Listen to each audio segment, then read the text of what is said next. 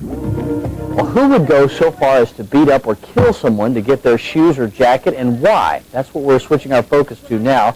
Back with Washington Post columnist Bob Levy, and joining us from our D.C. bureau is George Addison. He is a youth counselor who's worked with teens for several years and is a volunteer at the IDEA Public Charter School in D.C. Mr. Addison, thanks for joining Bob Levy and me. Thank you for having me. Have things gotten so bad with our kids that they can only get any form of esteem through what they're wearing, through the status symbols they have on their feet? Well, unfortunately, the way society visualizes everything and promotes the image-conscious society, that's what's going on. A lot of times I think the parents need to take more responsibility in holding the line on purchasing a lot of those high-ticket items, and it would somewhat deter what the industry would do.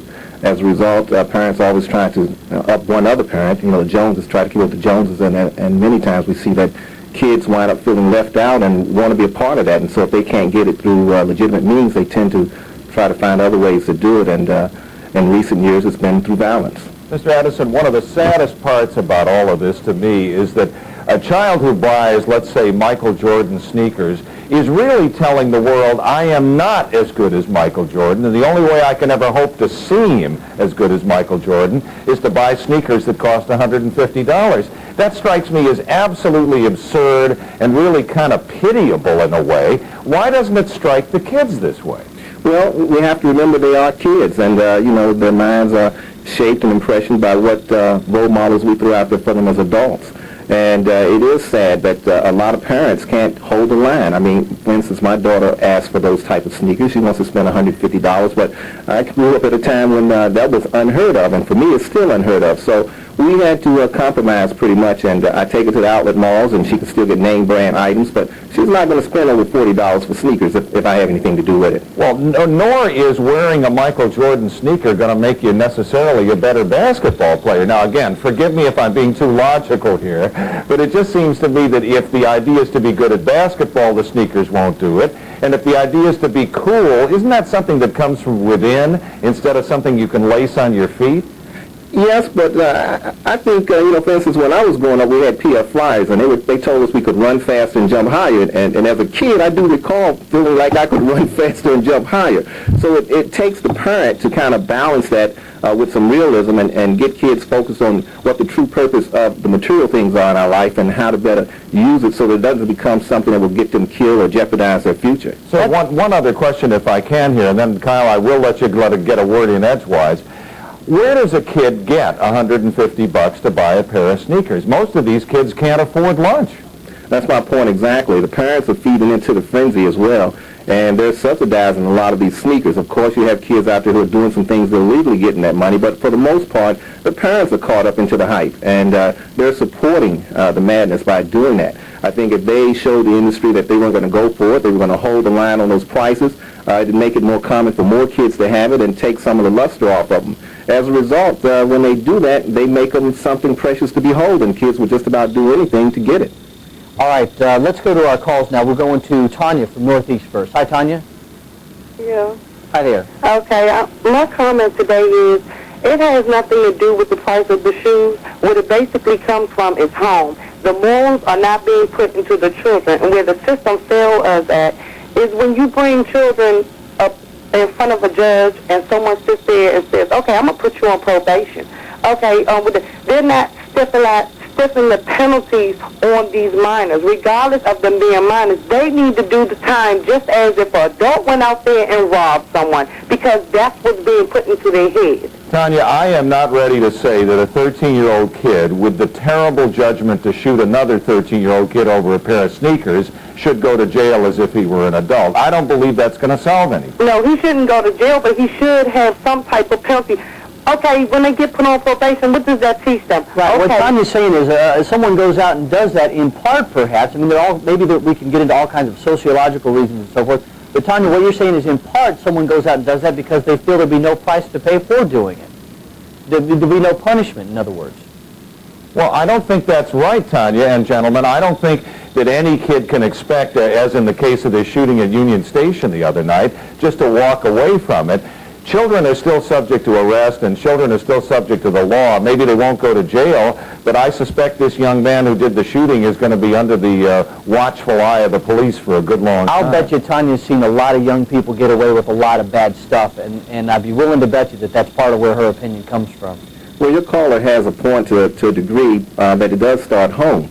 Start at home, rather, and that something must be done there. But just locking the kids up and throwing the key away is not going to be a solution for it in the long run. And like I said, the parents need to take more responsibility. They have a lot to say. It's their dollars that's contributing to the frenzy, and they can control that flow.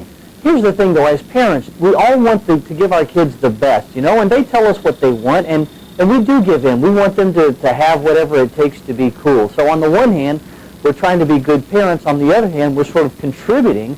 We're sort of perpetuating this thing of people thinking that they're not somebody because of who they are.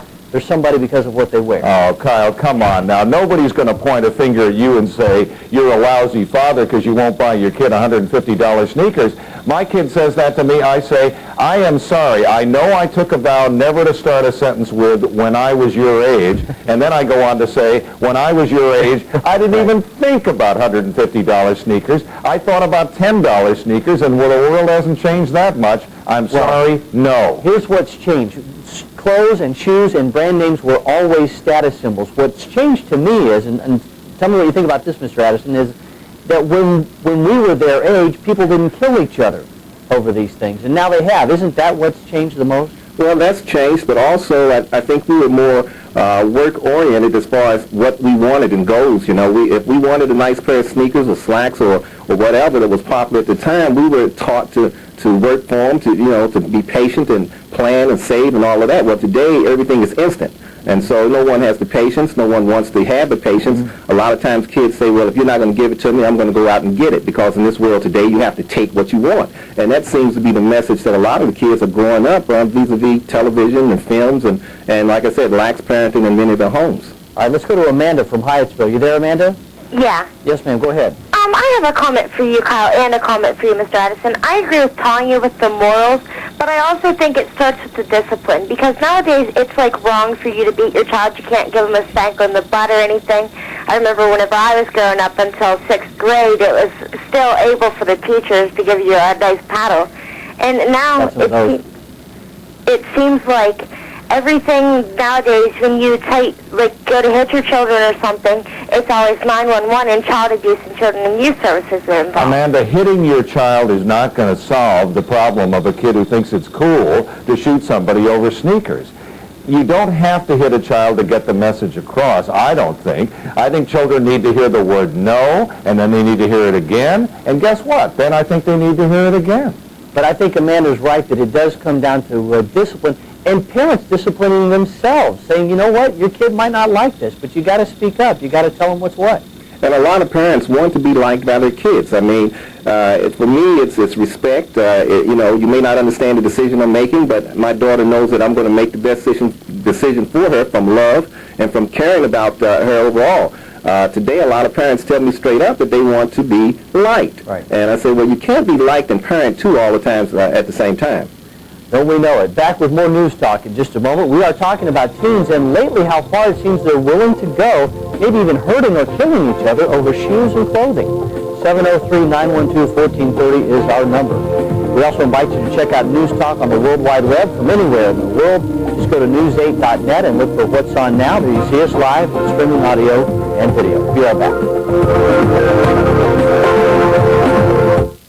So far. Thanks a lot. Welcome back to News Talk. Kyle Osborne here. We're talking about the status symbol that clothing and shoes, lately the symbols that they become for teens, sometimes inciting violence. We're back with Washington Post columnist Bob Levy and our guest, George Addison, a teen counselor. And gentlemen, lots of people on the line. Let's go to Tony in Northeast. Hi, Tony. How you doing, Kyle? Okay, sir. Mr. Lee, I'm proud to talk to you again. I think you probably know my voice by now. Yes, I do. Good to have you back. I just want to say that I came up through the days, and I'm 40 years old, and it's not enough activities out here for these teens. Everywhere you go at around these neighborhoods, people won't let the teens in the gyms or even the grown-ups. You know what I'm saying? These kids are hanging out on the street. They're not going to school. They need to bring the truant officers back out. That way the kids can't lie in these people's neighborhoods. They can't do this, they can't do that.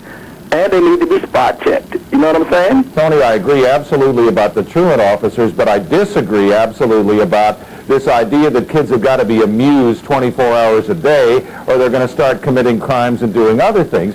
Where is it written that they can't find something to do within themselves? Why do they have to play ball all the time? Why can't they sit and read a book? Well, who said about playing ball? I mean, you can do anything. You can do all kinds of activities in a club.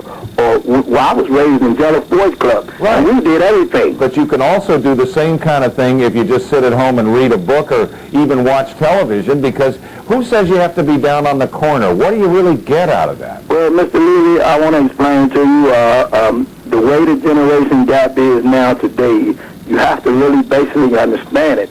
Now, I figure if you got enough guts to pick up a gun and shoot a team, you might as well start the draft and let them go shoot at the front line.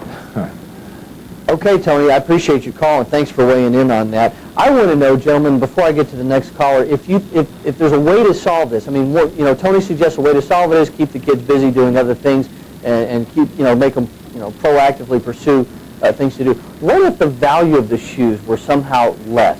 These shoes are made for, whatever it is, 16 cents a day in Malaysia or whatever. They turn around, they sell them for $150. They target the lowest income kids out there, by the way, to buy these shoes.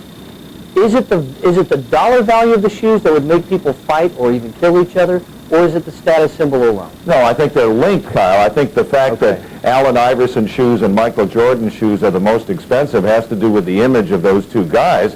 But I hope you're not going to sit here and suggest that the companies are somehow responsible for doing capitalism the way capitalism's always been done.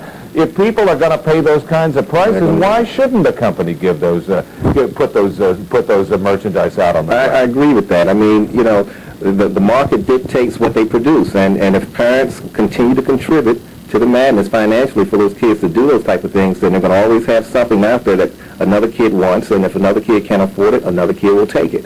Parents have to realize that the power lies within them, and to create those environments where the kids can find some other alternatives and use their mind. I mean, too many times kids are playing Game Boy and doing all those other things, but I don't think that makes them go out and decide they want to take someone's jacket or shoes because they don't have it. I think overall it's just the pressure of being living up to the status. The symbol of having those good things, those quality things that only the wealthy have. And, a lot of parents buy those shoes because they feel that they can't, support their kids' image or the dream of the image any other way. Mr. Addison, once again, criticize me if you want for being logical here, but if I steal your sneakers, doesn't it occur to me that somebody could steal them off of my feet next? Not at all. I think once you feel that you were bold and brazen enough to steal them, that they were pretty secure on your feet. But in reality, yeah, that could happen to you as well. You could take them, and someone bigger could take them from you. That's right. I'll go to Naomi in the Northeast, but I'll go out saying I still think those shoe manufacturers could be better world citizens, if you will. Here's, I know, we don't say this about diamonds. People sell diamonds for big amounts of money, but I'm telling you, what bothers me is the cynical way that they market these things to kids who really can't afford them. But don't let me get off on a rant. Go ahead, Naomi. Stop me before I go on. Hi. Hi. We talked a little bit, I heard you mention a little bit about capitalism. Yes. If my product is in association with violence, perhaps murder, perhaps, a mom sacrificing, if she chooses to buy her kid a pair of shoes that her child wants. Perhaps her child doesn't have to keep up with the Joneses, not trying to keep up in style. Right. But the fact of the matter is, my name on this shoe represents violence, in spite of the fact that, I may make zillions of dollars, okay? But violence is associated, a couple of stitches versus a bullet, based on these shoes? Well, Naomi, I agree with you. If you're saying that parents ought to think twice about buying these very popular shoes, I certainly would. I would never put these shoes on my own son's feet if I thought it would put him in harm's way. Well, I believe that kids have a fad. Whatever that fad is, Parasucos, Jordans, Lee jeans, whatever their fad is. If you walk into any junior high school or high school, within a minute, you will see that they are very fad-oriented. Now, the fact that my child is an honor roll student, does well, is bright, has principles, has a wholesome outlook in life, and has on these shoes, because I decided that it's okay. I have not decided, well, let's not, make Michael Jordan a little bit richer because your life could be in danger. No, I don't. That's not my mindset. Right. My mindset is that, okay, you're responsible enough to have these shoes. Okay, Naomi, they're actually hurrying us off to a break here. Hold your thoughts. Gentlemen, we'll come right back to you. We'll take more calls, and we'll hear more about this idea. You're watching News Talk. Be right back.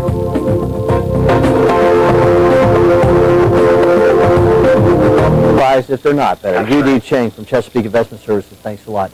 Back now, a few more minutes for your calls. Bob Levy from the Washington Post. George Addison, teen counselor here. We're talking about the extremes to which children will go to get each other's shoes and jackets and so forth. Here's Floyd from Northeast. Hi, Floyd. Hello, Carl. How you doing? I guess the sneaker companies are making a lot of money. I think the sneaker companies are making a lot of money. Right. Stocks up in that area. Well, my idea is this thing, Carl, is that parents many times live above their means. So when that child comes and asks for that expensive sneaker, he has the big car outside and everything to go with it, so he gives in and buys it. That happens in a lot of cases. That's a In good other point. cases, the parent, we don't have that control over the children like we should, or as we used to, the way it should be, the way we need to go back to. I'm mid-50, but beyond that, Yeah. the athletes, the guy who really gets the dollar off of the shoe, should come out and speak against the violence behind the shoe. That's a great point. I don't know why that doesn't He happen. sells the shoe to those who buys it. He knows the violence behind it. We seem to have a need as youngsters to have that shoe. What if Floyd, what if you had a TV commercial starring Michael Jordan in which he got up there and said, look, I understand why you guys want to buy my sneaker, and I understand why you want to be cool, but it is not cool to shoot each other. What about that? I think, that would work great. Let's talk about the other point of his question, Mr. Addison. Let me ask you, if a kid earns his own money, should a parent still be able to have a say-so about how he spends that money? Well, I think it's a parent's responsibility to also teach their kids how to manage their money and their affairs, because it follows them throughout life. I discuss these type of things with my daughter and with friends, children who feel that they need to be aware that that dollar could probably be well spent somewhere else, could be saved or be purchased in something more important at a later time. It's always important in the role of parent to help your kids make those type of decisions that are lifelong decisions, and not just go in with the fad or the weakness at the time or the moment to let them have their way. Because we do have to still accept final responsibility for things that happen to our kids when we put them or see them headed towards harm's way. I mean, I wouldn't purchase a $150 pair of sneakers and give it to my child when I knew at that time that, it was very dangerous for her to be wearing it and someone might want to take them and do harm to her. I would just feel that that wasn't responsible on my part. And I understand that, some people might want to say that the celebrities and the companies have a responsibility too, but the celebrities are spokespeople. The companies are making a profit. They will react to whatever the market bears. And if parents keep spending that $150 the way they do, then don't look for any changes. Okay, let's go now to Carolyn in Bowie. Hi, Carolyn. Hi, how are you? Hey, Carol. Good. Listen, I have a comment, and that is parents today I think it very well starts at home, and you really need to start teaching your children at a very young age life period as to what to expect. And not only that, I believe that it's partially at the parents' fault and partially at society's fault, because the status that the kids look at today, the different figures, as well as a lot of these rap shows, to a number of different things. But I think one of the solutions would be is to why not have all children in uniforms going to public schools or any school?